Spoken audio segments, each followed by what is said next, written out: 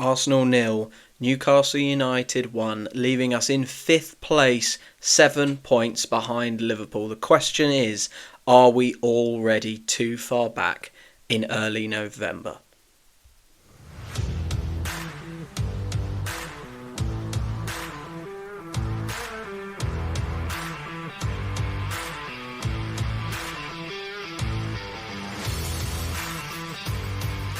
Hello and welcome to another Arsenal Unfiltered. My name is Mark, and as you just heard in today's pod, we will be reviewing the Newcastle game, but answering that big question, are we already too far back in this title race?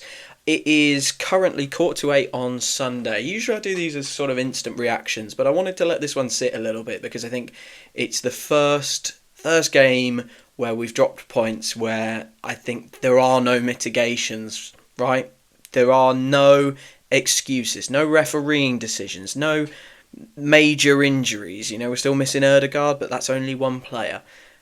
And I think all Arsenal fans, all of us as Arsenal fans, we are feeling it right now on the back of that one. And I wanted the weekend to settle a little bit. I think we went first, obviously. We played the Saturday 12:30 game. Not a performance that we'll be proud of, but we'll come on to that. And all the other games have settled now, and a number of them have gone in our favour. So is it an opportunity missed or a bullet dodged? I really don't know how I feel about it. But without further ado, let's get on to the Newcastle review. And we'll start, as we always do in match reviews, with the lineup. And I think he picked the right lineup, to be honest. Given what we have available, and given the context of the fact that this was an away game at St James's Park, I don't think I would have done anything differently. Ben White wasn't fit to start, which I think that played out in a very interesting way. I think we are missing a creative passer in midfield. Now, a lot of people are saying a 10, but I think it feels like we miss having Partey or Ødegaard in midfield. When Ødegaard was initially out, we had Ben White or Jurrien Timber available to play at right back, which allowed Thomas Partey to be in the midfield. Now with Partey at right back, we're missing a progressive passer, and we're missing someone who rapidly moves the ball into Saka or can make a switch. When the Declan Rice and Mikel Merino partnership is in there, it doesn't quite work, but that's how we lined up, right? David Raya in goal, Partey at right back, with Saliba and Gabriel restored in the middle, Jurrien Timber off the left, Mikel Merino, Declan Rice, double pivot, dual 8. I'm really not sure. They were a bit lost in this game, if I'm entirely honest, and we'll come on to our performance in a bit, with that kind of front four of Saka, Havertz, Trossard and Martinelli, and that got changed pretty quickly. We don't usually see Mikel go to the bench quite that rapidly, but he did in about the 55th, 60th minute, I think. And usually we see him wait, and that for me was the right lineup. I think the only argument you could make is, should Ethan Nwaneri have started? And I think with hindsight, we will all say, yeah, he probably should have done. We needed a creative outlet, but like I say, the context of St James's Park and the 30 minutes he got weren't great, in my opinion. I think he didn't look synced with his teammates. There was a number of times where balls went through and he didn't respond, and maybe he was a little bit overawed by the occasion. I've been to that stadium a couple of times. It is very, very big, very steep, intense atmosphere, and they make a bloody racket, Geordies. So I don't think it was the time to start Ethan Nwaneri. I just wish we'd had Ben White fit enough to start, because that would have moved Thomas Partey into the midfield. And I'll come on to how that made our attack a little bit toothless. But I think the first thing to note is the Newcastle goal. Two elements to this for me. One, it's a bloody good goal. Right?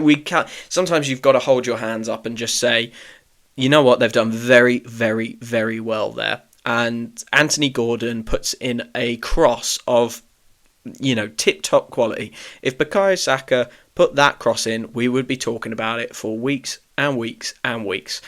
And I think sometimes we just have to hold our hands up and say, actually, that was very good delivery. It's a superb header from Isaac. There is an argument, should Saliba or Gabriel be be challenging him, be pressuring him, but the delivery is so perfect. It is planted right between the two centre-backs. Isaac's found that space. I think for as much as we could expect them maybe to be a little bit tighter, you've also got to recognise that it was a near perfect delivery and a brilliant header from Isaac. I think there is a concern for me defensively down that left-hand side. And I know we are missing Riccardo Calafiori, and I know it's not Jurrien Timber's perfect side. I know Zinchenko came on later. We've got all the left-backs in the world, it feels like.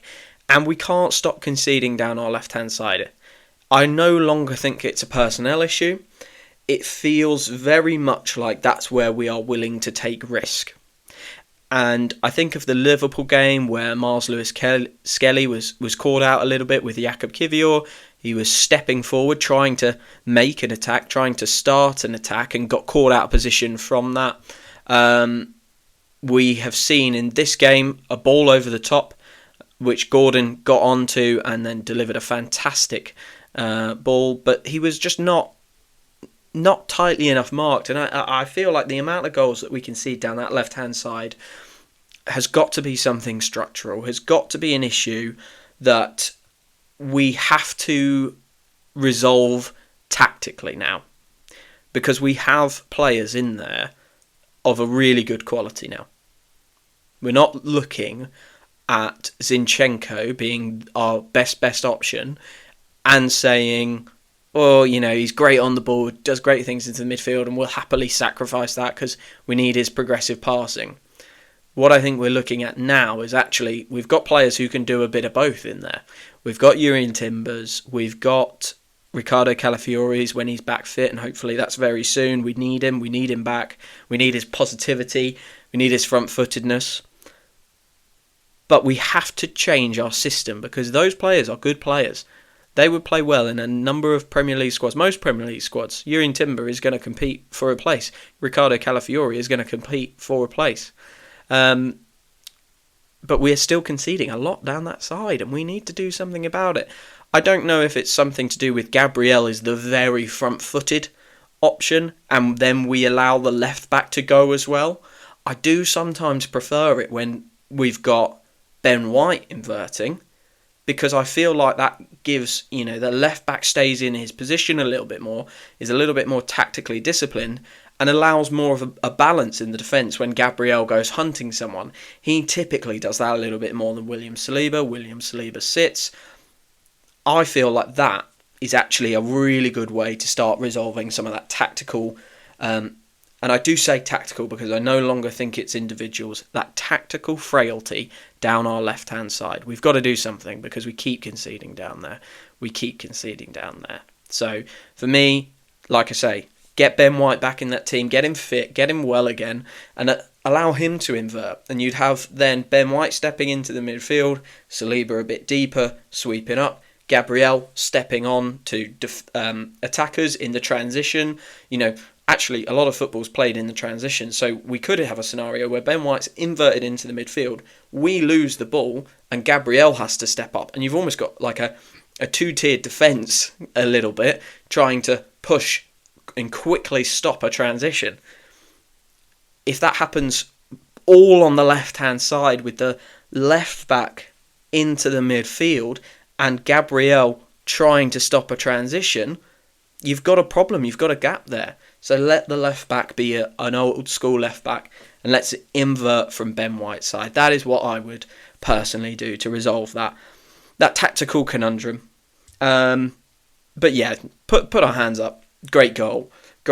And from then on, Newcastle, we went into half-time, and I think they came out after half-time with a mantra. And in the game, in the first half, we had not won many duels, it felt like. And I checked the stats, and it was actually much closer on duels than I thought it was. And I wonder if that is we lost all those key duels. We lost the transitional duels. In the moments where the ball was turning over, in the moments where the game was changing, the game state was moving, it felt like we lost those duels. The duels in transition, the moments where we're trying to stop a counter-attack, we're trying to stop a a moment which Newcastle could create from, we didn't win those duels. And whilst Newcastle didn't make much, I think their XG was very similar to ours at about 0.7. They had their opportunity, they got ahead, so they earned the right to not create much. We have to create more, and when we came out for the second half, Newcastle had dug in a little bit. They knew they were winning those duels, and I think they felt like they had the beating of us man to man.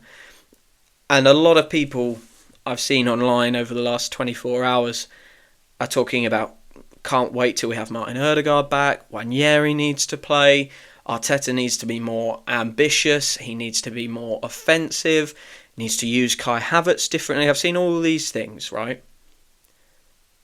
Ultimately, at the end of the day, we lost key duels. And I think when you watch that game back, and if you look at the way Newcastle played against us compared to how we played against them, they were in a boxing match, heavyweight versus lightweight. We didn't feel like we were there.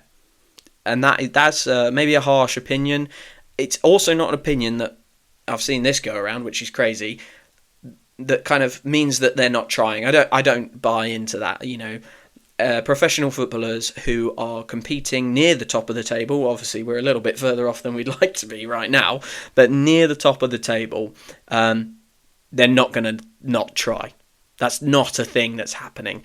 What I do think happened yesterday was this team maybe got a little bit overawed. It's been a lot recently. There's been challenging moments, and we'll come on to that at the end of this podcast, and I'll discuss a little bit about whether we are too far off.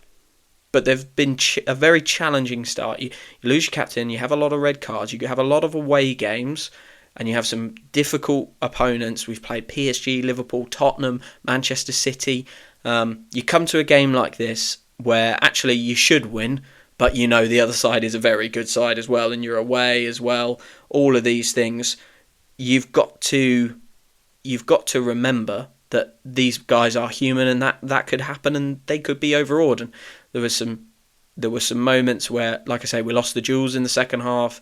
We lost key duels. There were some short passes, and it really didn't go well. But the next thing I've written down on my notes is about our toothless attack. And for me, like I say, we obviously didn't have Odegaard. We put Nwaneri on for 30 minutes, I think it was. And he didn't really impact the game. I don't think it was about the players that were on the pitch. I think it was Newcastle were in a position where they were beating us man to man. So everything we tried, you could have put anyone on the pitch. Newcastle were up for it much more than we were. And they were ready for us. They beat us in key moments. They won challenges, won duels. I don't think this part of it was a system thing, in the same way that I think us conceding down the left-hand side is very system-based. I don't think this was a system thing. I don't think it's necessarily, Mikel Merino can't work in a midfield which has Trossard dropping into it and Declan Rice on his right. I don't think it's that. Certainly, it's too early to say that it's that. A lot of people are saying that that's an unbalanced midfield. We've seen that midfield create good chances. We've seen that midfield create interesting attacking moments, and Trossard, Havertz as a partnership, one of them dropping in to support that midfield, that has worked well this season in times and at spurts. So I really don't buy into this system argument. I really don't buy into it being, we needed Odegaard or we needed Nwaneri. I think both of them would have helped. Nwaneri was a little bit overawed. Obviously, Odegaard would have helped a lot. However, that's making an assumption that Odegaard would have been at his normal level as well.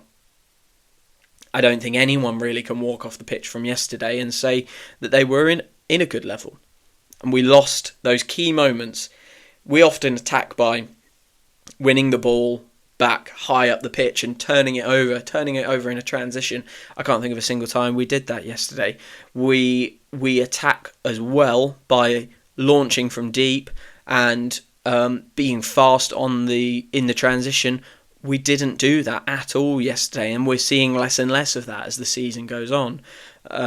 For those things to work, you need a functional team that are pressing well, winning duels, winning tackles, beating their men. We were bested in every department. So is it that Mikel Arteta isn't putting the right men on the pitch? Or was yesterday much more about the fact that man to man, Newcastle beat us in every area of the pitch? I can't think of an area that we exploited. I can't think of an Arsenal team member who bettered their man. You could argue that Bukayo Saka was sort of 50-50 with Lewis Hall, but that is about it. Gabriel Martinelli got nothing out of Tino Livramento. Trossard and Havertz got nothing out of the two centre-backs, which is a real shame, seeing one of those centre-backs was Dan Burn, who we should be exploiting. The players of the standard of Kai Havertz and Leandro Trossard should be exploiting Dan Burn. That's just fact. They have to be doing better. And we didn't win those battles. And because those guys didn't win those battles, it makes it very hard for the guys behind them to win the battles, because the ball is constantly being won and turned back at us. And I really do feel quite strongly that whilst conceding down the left-hand side so regularly is probably a systematic issue that we need to address and we need to deal with in a tactical way, I don't feel that yesterday's defeat was to do with the system we played, whether Arteta was positive or negative, whether the balance was right. I feel like the main reason we lost that game was that we lost every single one-to-one battle on that pitch, which meant obviously you can't create because you're not beating men, you're not getting round men, you're not winning the ball back high up the pitch. All these things that we can do to cause opposition teams problems, we did none of them because we were bested man to man. And that would be, for me, why our attack was so toothless. There was only one moment that we weren't toothless though. That was our one big chance. Bukayo Saka swings a fantastic ball in on the 92nd minute, onto Declan Rice's head. It's a really poor header from Declan Rice, if I'm honest. He kind of glances at it. I don't know if he thinks one of the players in front of him is going to get it, but it really summed up our afternoon, and I couldn't believe that the one real chance that we'd made. I know Arteta spoke about some other chances in his press conference, but for me that felt more like a defence mechanism to say that we created more than we did. That was the moment, and if you're going to play badly and get results and get a point, you have to take those moments, and we didn't take those moments. And I think Declan Rice, the way he put his head in his hands, I should say, he knows that delivery was our moment of quality. That delivery was the moment, like I say, where the only moment probably where we bested the opposition team, the one-on-one duel, the one-on-one battle. Saka gets away, puts a brilliant cross in. We didn't capitalise, and you have to capitalise on those one or two chances that you're going to get when you're playing badly, just to scrape a point. How different would we feel if Declan Rice had tucked that home and we can go, you know what, really bad performance, but we got a point and City lost this weekend, so actually we'll run away from that. Newcastle away, tough game. It's been a tough run. We're in a difficult period right now without our captain. We scored in the 92nd minute and we got a draw and City lost. We'd feel a lot better. And it feels like moments like that are not going our way. Red card calls are not going our way. Injuries, kind of contact injuries. People are falling the wrong direction. They're twisting things. Little moments where, John Stones scores in the 98th minute. We lose Timber and Gabriel in the same game against Liverpool. Declan Rice doesn't convert against Newcastle. All these things are just going against us right now. And I think that is why there is so much panic and response, right? The world of Arsenal fans could be so different this year if just a couple of things had been different. A couple of things had changed for us. But even if Declan Rice doesn't score against Newcastle and we go on to lose this game like we did, actually, if we had converted those wins against City and Liverpool, I don't think we're panicking. We're definitely not at panic stations. If Saliba doesn't get a red card at Bournemouth, if Declan Rice doesn't get a red card in Brighton, We're not panicking about a Newcastle defeat, and I'm not using that as an excuse. You have to win the game that's in front of you, and you have to respond. But I think that's where the sense of panic is setting in with a lot of the Arsenal community. These things aren't going for us, so we can't afford to put in a performance like we did against Newcastle. If you're not getting the rub of the green, you have to go out and show up for it. And we didn't show up yesterday. That was the real difference. And there were no excuses. Like I said at the top of the pod, no excuses for this one. There was no bad refereeing decisions. There's only Ødegaard out injured, and you really can't be using one man's injury as an excuse. We lost the battle. We absolutely lost the battle. So where does that leave us? 20 minutes into this podcast, I've spoken about the game a little bit, but really, where does it leave us is the big question that we're all asking, especially after some interesting results this weekend. Like I said, City lost to Bournemouth, same way that we did. Manchester United and Chelsea played out a draw, so Chelsea have just come level with us. They sit in fourth on goal difference. Villa have lost. Forest obviously won, but there was not a lot of positivity at the top of the table. I think Forest and Liverpool are the winners this weekend. Not a lot of positivity at the top of the table this weekend. So it's not as damaging as it could have been. We could have been looking at a very different league table. And I think at one point it looked like we were going to potentially be in 7th place by the end of this weekend. As it stands, we're in 5th on goal difference. 7 back from Liverpool, 5 back from Manchester City. Not where any of us wanted to be, right? But perspective is really important. I don't think it's time to panic yet. Out of the 10 games we've played, 7 of those games have been against teams in the top half.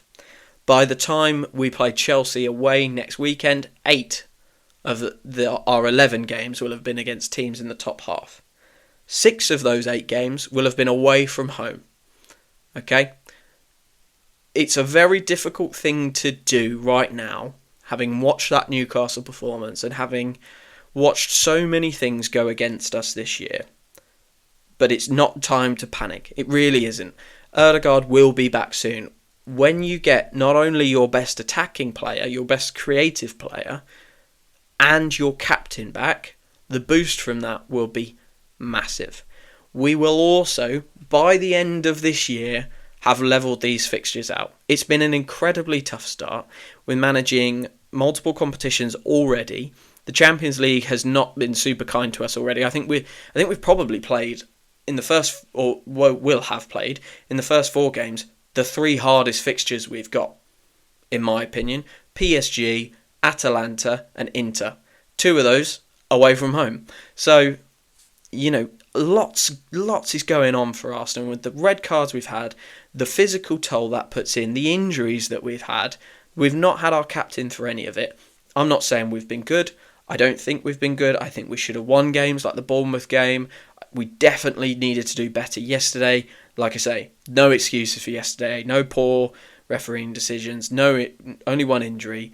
We have to win games like that. We have to do better, or at least get draws. But I'm not panicking. I'm really not there just yet. I think Ødegaard coming back will be a huge boost. I think you've got to put the fixtures into some context. I think you've got to remember how tough it's been. And I think you've got to remember, actually, we weren't great in the first half of last year, and we produced a scintillating run at the end. I think the squad is better than it was last year. It's not as good as I'd want it to be. We clearly need an Ødegaard replacement or an Ødegaard analogue. We clearly needed someone better than Raheem Sterling. And I think we probably needed one other player in the forward part of the pitch. But that is not to say that these guys can't and won't come together and gel and deliver what we need them to deliver. So that's where it leaves us, I think. Don't panic just yet. It's not good enough. I recognise that. Arsenal fans will recognise that. Arsenal players will recognise that. But it has been very challenging. Context is really important. And Twitter accounts and Sky Sports and some Arsenal fan accounts as well want you to believe rhetoric that is ones and zeros, black and white, yes or no. And actually, 2 things can be true at once. we can expect more from this team and can expect much better performances than the performance we got yesterday versus Newcastle, and also acknowledge that it is not time to panic. We have had incredibly tough fixtures and there are better times around the corner, and I think the response from this team, I'm going to put my money where my mouth is and say the response from this team against Inter away and Chelsea away next week will be epic. That brings us to the end of the Newcastle Review podcast. First of all, if you liked that episode or you like any of our episodes, please give us a follow. I am trying to grow this community, trying to give unbiased Arsenal fan-led coverage as far wide as I can through this podcast. So please do give it a follow. Little bit of admin and housekeeping. Because of the international break, I'm going to do the Inter game and the Chelsea game in a big kind of not quite mid-season, but quarter of the way through the season review. So review them and discuss where we're at following those in the international break. So those two games will be together, and we'll have another short for you in the middle of this week. I won't reveal what topic that is, but expect that out pretty soon. But yeah, give Arsenal Unfiltered a follow if you've liked any of this content. Thank you for following, thank you for listening, and I'll speak to you very, very soon.